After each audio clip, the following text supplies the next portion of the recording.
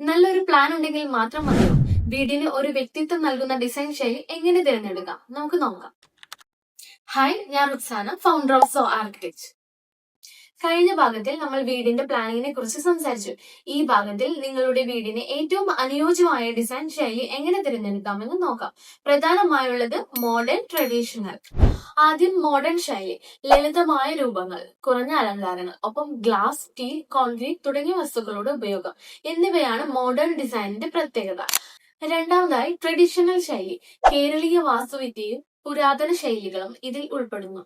മരത്തടികളും ഓടുമേഞ്ഞ മേൽക്കൂരയും പോലുള്ള സ്വാഭാവിക വസ്തുക്കളാണ് ഇതിന്റെ പ്രധാന ആകർഷണം. ഇവ രണ്ടും കൂടാതെ പുതിയതും പഴയതുമായ ശൈലികൾ ഒരുമിക്കുന്ന കണ്ടംപററി ഡിസൈനുകളും ഇന്ന് പ്രിയങ്കരമാണ്. നിങ്ങൾക്കും നിങ്ങളുടെ ഇഷ്ടങ്ങൾക്ക് അനുസരിച്ച് ഏത് ഡിസൈൻ വേണമെന്ന് തീരുമാനിക്കാം. അപ്പോൾ പ്ലാനും ഡിസൈനും റെഡിയായി. ഇനി നേരെ പണി തുടങ്ങാമോ? അടുത്ത ഭാഗത്തിൽ വീട് നിർമ്മാണത്തിന് ആവശ്യമായ നിയമപരമായ അനുമതികളെ കുറിച്ച് നമുക്ക് സംസാരിക്കാം.